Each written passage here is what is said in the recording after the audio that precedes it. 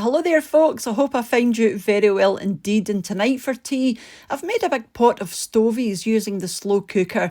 This is just perfect for this time of year. You can add all sorts of things to this, and you could also make it completely vegetarian as well if that's your preference. You know, I would typically add just minced beef as the meat element, but I've got some sausages and I've got some steak there as well which I need to use up, so I'm going to add those as well. It doesn't look the prettiest thing in the world, but oh my goodness, this is so tasty, and because you're doing it in the slow cooker, really easy to make. So these are the veggies that I'm using. So I've got my potatoes at the back. I'm using Swede, but you could use turnip if you prefer. Some carrots, and then obviously some onions. You'll need some stock. I am using beef stock, but you could use vegetables. Use whatever stock you like. My potatoes, some of them I've cut large and some I've cut small, just because I want some of them to disappear into the gravy, just to thicken it up a wee bit, and I want some of them to remain quite large. I am using a 3.5 litre crock pot, and you will get between 4 and 5 good portions from this, depending on your portions.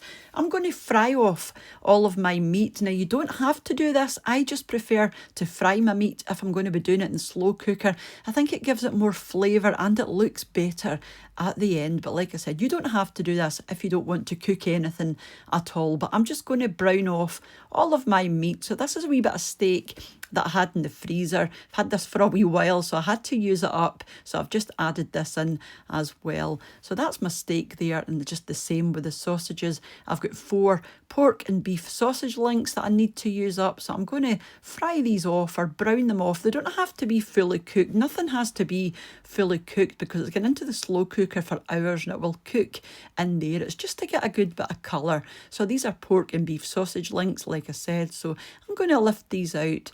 And then the last thing I'm going to do is brown off my minced beef. So this is my minced beef here. So I'm just going to break this up slightly with the spoon. I don't want to break it up too much because I want the beef to remain quite chunky so that you get, you know, nice chunks in your Stovies rather than too fine. When I make mince and tatties, I like my mince to be quite fine. But for something like this, I do want to, you know, to try and keep it as chunky as possible. So just fry off your minced beef all over. When it's just about done, I'm going to add in my onion as well. So this is just finely diced onion, and you just want to take the raw edge off of this onion just until it starts to go translucent, just like this.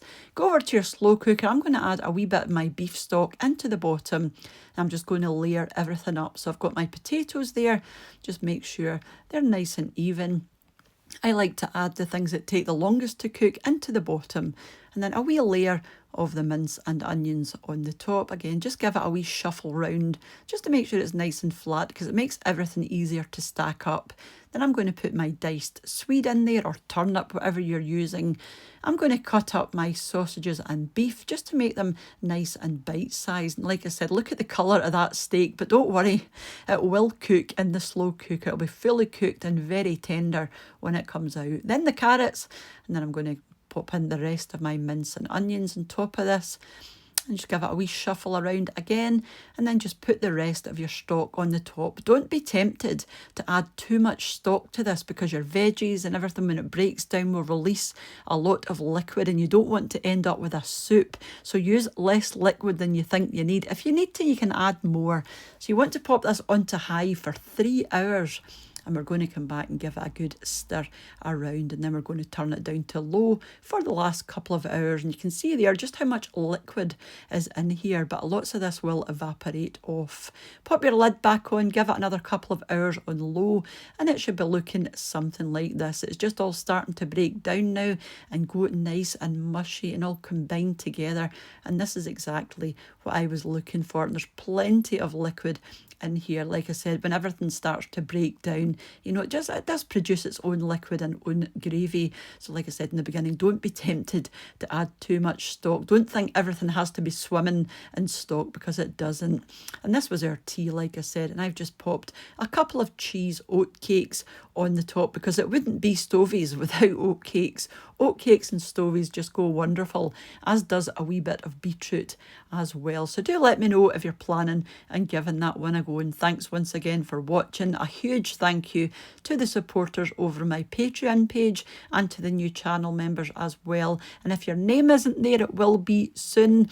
This is going to be pre-recorded, so I might have updated those lists, but I'm not sure as this goes out if your name will be there yet. But it will be soon. It just takes me a wee minute to get around to it. And thank you all for watching and leaving your lovely comments, and for those that shared the videos as well. And I will catch up with you during the week for another wee video back here on What's for Tea. Take care. Bye now.